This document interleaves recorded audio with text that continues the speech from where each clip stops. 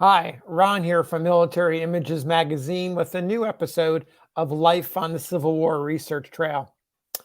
In the last episode, I spoke the name of a Civil War veteran aloud, Charles A. Willison of the 76th Ohio Infantry. After I edited the video and posted it and spread the word on social media, I thought a little bit about the act of speaking someone's name aloud, and I started to wonder about when their tradition actually began.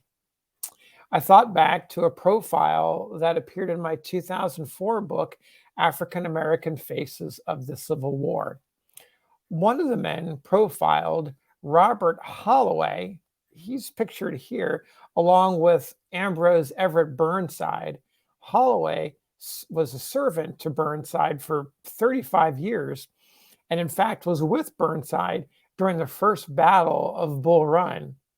Burnside came out of the battle, regrouped, and went to fight another day. Holloway was captured by Confederates and spent about a year as a prisoner of war before Burnside negotiated his release. On Decoration Day in 1886, veterans in Rhode Island gathered together from the Bristol Grand Army of the Republic Post. By that time, both Burnside and Holloway were gone. They had died, and Holloway in 1877 and Burnside 4 years later. And on this Grand Army of the Republic Decoration Day, they had official ceremonies. As you can imagine, a formal procession to town hall, followed by music and a speech. And then there was a final tribute, a recital of a roll of honor, which included the names of 125 deceased comrades who had served Rhode Island and the Union. That reading aloud of the names of the dead included Burnside and Holloway. So I thought a little bit about that and I wonder what other research might be out there to help me get some context around this Grand Army of the Republic ceremony and this idea of reading names aloud. So I went to Google, right? You go to Google and do a search. And I found an interesting book called Biographical Sketches of Virginia Military Institute folks who fell during the war between the states. This book was published in 1875, and there's an interesting verse which lends a little bit of credence to this idea of reading the names and speaking the names aloud. And here's the verse.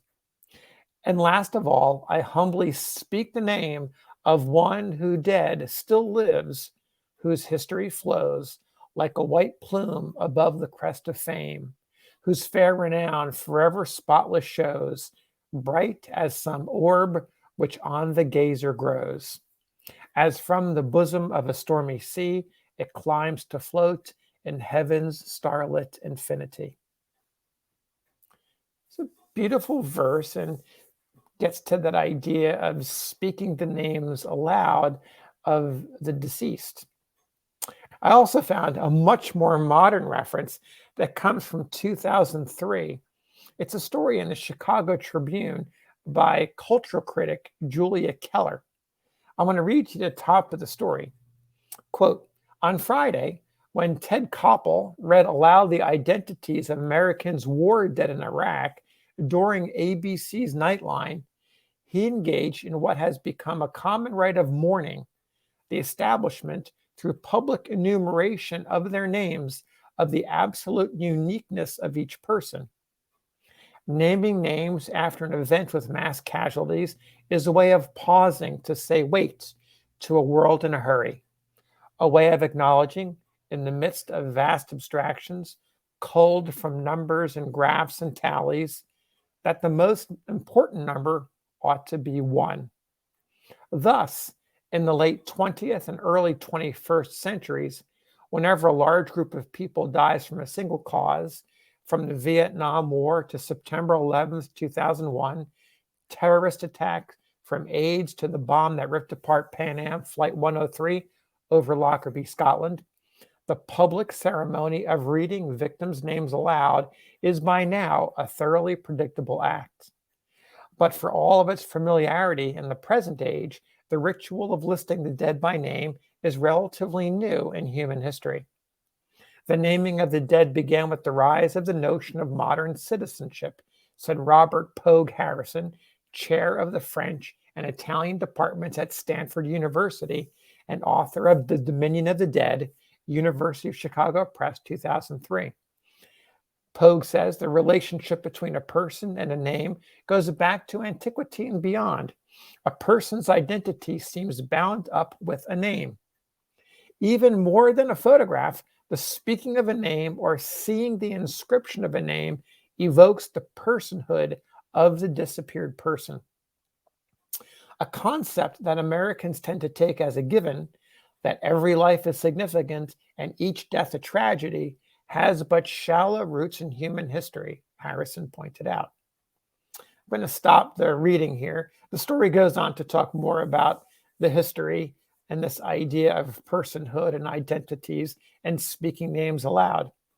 Of course, nowadays, 20 years since that story in the Chicago Tribune appeared, and 140 years since the group of Grand Army of the Republic veterans appeared in Bristol to do their Decoration Day ceremony, speaking the name of someone is encouraged as part of a grieving process for those who knew the deceased, or in this case, as a way to honor the fallen.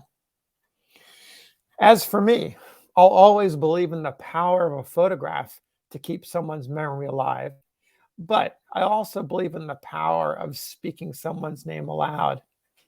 So the next time you're looking at a Civil War portrait photo of an identified soldier, sailor, or other participant, you might also say their name aloud. Just a thought. Until we meet again, happy trails.